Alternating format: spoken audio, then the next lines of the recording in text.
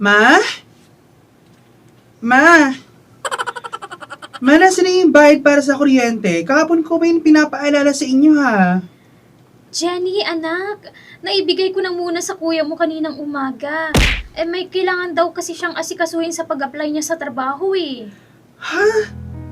Binitawan niyo yung pambayad ng ilaw natin para sa kanya? Oh no! Ma naman, pinanampas ko na nung nakaraang linggo yung ibinawas niyo na sana pambili ng gamot ni Bunso para ibigay kay kuya. Tapos ngayon ulit yung para sa kuryente naman? Babawi naman ang kuya mo, anak, kapag natanggap na siya sa ina-applyan niya. Pasensya ka na muna. Dagdagan mo na lang muna mula sa itinabi mong allowance ngayong linggo. Saan naman po siya babawi? Kahapon lang nakita ko yung resibo ng alak at sigarilyo sa bulsa ng jacket niya habang naglalaba ako. Oh no! Walang job interview na pupuntahan yun. Dinahilan niya lang ulit sa inyo yun para may maipambisyo na naman sa mga barkada niya. Huwag mo namang pagbintangan na masama ang mga kapatid mo.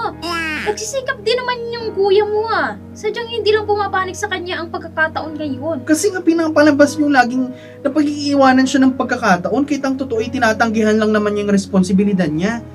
Bakit kapag kami ni Bunso ang may kailangan para sa pag-aaral at trabaho, kailangan namin paghirapan bawat piso. Pero kapag si kuya, hingi lang siya ng konti sa inyo, pagbibigyan niyo na agad. Kainuman ko kuya mo eh. Aray ko! Kasi alam kong kaya nyo ng kapatid mo. Kayo ang matatag mga anak. Ang kuya mo, batugan. Kunting pait lang, ang bilis manghina. Ang bilis mawala ng pag-asa.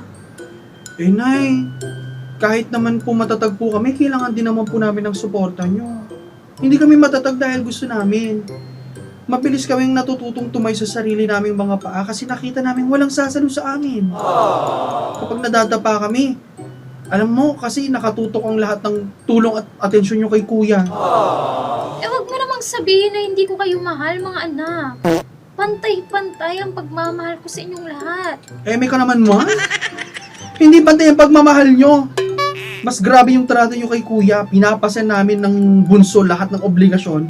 Habang si kuya ang nagtatasa ng lahat ng mga benepisyo. Oh no! At hanggat patuloy niyo siyang pinagtatanggol, binibigyan ng dahilan para maging pabigat, kami naman yung unti-unting nabubuhos sa bahay na to. Nabubuhos. Nabubuhos kasi yun. At ayun na nga, kabarangay, nako, you deserve what you tolerate, sabi, kabarangay. O syempre si nanay, ramdam niya yan, na nahihirapan niya yung mga anak niyang iba, samantalang yung favorite niyang anak, best in support pa rin talaga siya.